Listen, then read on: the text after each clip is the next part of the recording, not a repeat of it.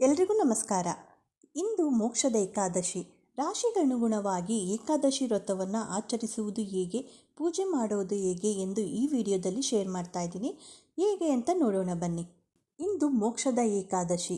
ವ್ರತದ ದಿನದಂದು ರಾಶಿಗನುಗುಣವಾಗಿ ಭಗವಾನ್ ವಿಷ್ಣುವನ್ನು ಪೂಜಿಸುವುದು ಹೇಗೆ ಎಂದರೆ, ಮರಣ ನಂತರ ಮೋಕ್ಷವನ್ನು ಪಡೆದುಕೊಳ್ಳುವುದಕ್ಕಾಗಿ ಜನರು ಮೋಕ್ಷದ ಏಕಾದಶಿ ವ್ರತವನ್ನು ಆಚರಿಸುತ್ತಾರೆ. ಹಾಗೆ ಮೋಕ್ಷದ ಏಕಾದಶಿಯನ್ನು ಭಗವಾನ್ ವಿಷ್ಣುದೇವನ ಪೂಜೆಗೆ ಮೀಸಲಿಡಲಾಗಿದೆ.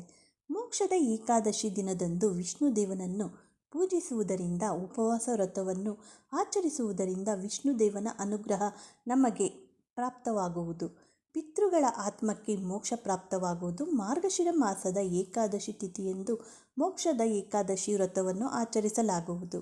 ಈ ಮೋಕ್ಷದ ಏಕಾದಶಿ ದಿನದಂದು ಪಿತೃಗಳ ಹೆಸರಿನಲ್ಲಿ ದಾನ ಮಾಡುವುದು ಶಾಸ್ತ್ರದಲ್ಲಿ ಹೆಚ್ಚು ಮಹತ್ವವನ್ನು ಹೊಂದಿದೆ.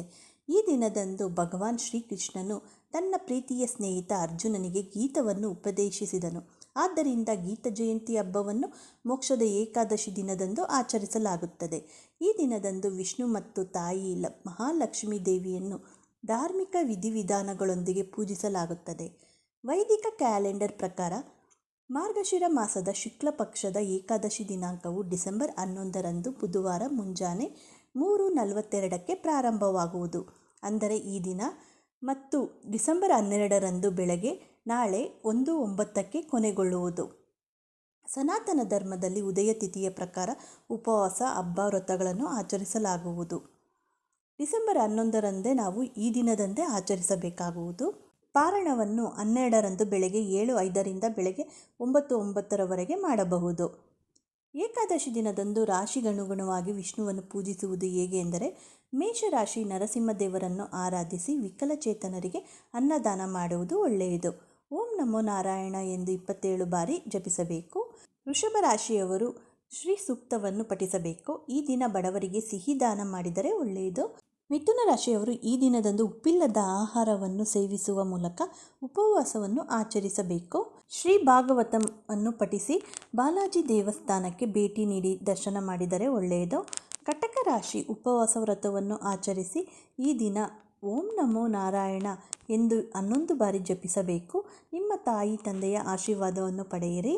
ಸಿಂಹರಾಶಿ ಈ ದಿನ ಆದಿತ್ಯ ಹೃದಯಂ ಪಠಿಸಿ ವಿಷ್ಣು ಸಹಸ್ರನಾಮವನ್ನು ಪಠಿಸುವುದು ಸೂಕ್ತ. ಸೂರ್ಯನನ್ನು ಆರಾಧಿಸುವುದು ಉತ್ತಮ.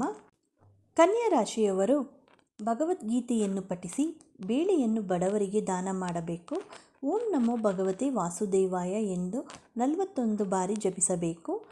ತುಲಾರಾಶಿಯವರು ಸೌಂದರ್ಯ ಲಹರಿಯನ್ನು ಪಠಿಸಿ ಈ ದಿನ ಅಂಗವಿಕಲರಿಗೆ ಮೊಸರನ್ನವನ್ನು ನೀಡಿದರೆ ಬಹಳನೇ ಒಳ್ಳೆಯದು.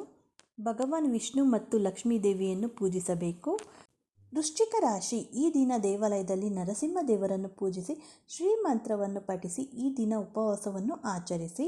ಧನುರಾಶಿ ಬ್ರಾಹ್ಮಣರಿಗೆ ಅನ್ನದಾನ ಮಾಡಿದರೆ ಮತ್ತು ಅವರ ಆಶೀರ್ವಾದ ಪಡೆದರೆ ಒಳ್ಳೆಯದು. ನರಸಿಂಹ ದೇವರನ್ನು ಆರಾಧಿಸಿ ಸಾಧ್ಯವಾದರೆ ನರಸಿಂಹ ದೇವಾಲಯಕ್ಕೆ ಹೋಗಿ ಬನ್ನಿ. ಮಕರ ರಾಶಿ ಈ ದಿನ ವಿಷ್ಣುವನ್ನು ಆರಾಧಿಸಿ ಓಂ ಕೇಂ ಕೇತವೇ ನಮಃ ಎಂದು 7 ಬಾರಿ ಜಪಿಸಿ ಈ ದಿನ ಬಡವರಿಗೆ ಎಳ್ಳನ್ನು ದಾನ ಮಾಡಿ. ಕುಂಭರಾಶಿಯವರು ವಿಷ್ಣು ಸಹಸ್ರನಾಮವನ್ನು ಪಠಿಸಿ ಓಂ ನಮೋ ಭಗವತೆ ವಾಸುದೇವಾಯ ಮಂತ್ರವನ್ನು ಪಠಿಸುವುದು ಸೂಕ್ತ. ಅನಾರೋಗ್ಯ ಪೀಡಿತರಿಗೆ ಅನ್ನದಾನ ಮಾಡಿ. ಮೀನರಾಶಿಯವರು ಶ್ರೀ ಸೂಕ್ತವನ್ನು ಪಠಿಸಿ ಶ್ರೀ ವಿಷ್ಣು ಸೂಕ್ತವನ್ನು ಸಹ ಪಠಿಸಬಹುದು. ಬಡವರಿಗೆ ಭಗವದ್ಗೀತೆಯ ಪುಸ್ತಕಗಳನ್ನು ದಾನ ಮಾಡಿದರೆ ಒಳ್ಳೆಯದು. ಹೀಗೆ ರಾಶಿಗನುಗುಣವಾಗಿ ಈ ದಿನ ನಾವು ಪೂಜೆ ಮಾಡಬಹುದು. ಹಾಗೆಯೇ ಏಕಾದಶಿಯು ದಾನ ಇತ್ಯಾದಿ ಮಂಗಳಕರವಾದ ಕಾರ್ಯಗಳನ್ನು ಮಾಡಲು ಅತ್ಯಂತ ಫಲಪ್ರದವೆಂದು ಪರಿಗಣಿಸಲಾಗುವುದು. ಮೋಕ್ಷದ ಏಕಾದಶಿಯು ವ್ಯಕ್ತಿಯ ಹಿಂದಿನ ಪಾಪಗಳನ್ನು ತೊಡೆದುಹಾಕಲು ಸಹಾಯ ಮಾಡುತ್ತದೆ. ಈ ದಿನ ಉಪವಾಸವನ್ನು ಆಚರಿಸುವ ಪ್ರತಿಯೊಬ್ಬ ವ್ಯಕ್ತಿಯ ಜೀವನದ ಎಲ್ಲ ಆಸೆಗಳು ಈಡೇರುತ್ತವೆ ಎನ್ನುವ ನಂಬಿಕೆ ಭಕ್ತರಲ್ಲಿ ಇದೆ. ಯಾರಾದರೂ ಹಿಂದೆ ಮಾಡಿದ ಪಾಪಗಳಿಗೆ ಅಥವಾ ತಪ್ಪುಗಳಿಗೆ ಪಶ್ಚಾತ್ತಾಪಪಟ್ಟು ನಂತರ ಅದರಿಂದ ಹೊರಬರಲು ಬಯಸಿದರೆ ಮೋಕ್ಷದ ಏಕಾದಶಿಯ ದಿನವು ಬಹಳ ಪ್ರಯೋಜನಕಾರಿಯಾಗಿದೆ ಎಂದು ಹೇಳಬಹುದು. ಈ ಮಾಹಿತಿ ಏನಾದರೂ ನಿಮಗೆ ಉಪಯುಕ್ತವಾದರೆ ಅಥವಾ ಇಷ್ಟವಾದರೆ ಲೈಕ್ ಮಾಡಿ, ಹಾಗೆ ಎಲ್ಲರಿಗೂ ಶೇರ್ ಮಾಡಿ. ಮತ್ತಷ್ಟು ವಿಡಿಯೋಗಳಿಗೆ ನಮ್ಮ ಚಾನಲ್ನ ಸಬ್ಸ್ಕ್ರೈಬ್ ಆಗೋದನ್ನು ಮರಿಬೇಡಿ. ಮತ್ತೆ ಸಿಗೋಣ ಧಾರ್ಮಿಕ ಮಾಹಿತಿಯೊಂದಿಗೆ. ಎಲ್ಲರಿಗೂ ಧನ್ಯವಾದಗಳು. Thank you for watching. ಶುಭ ದಿನ.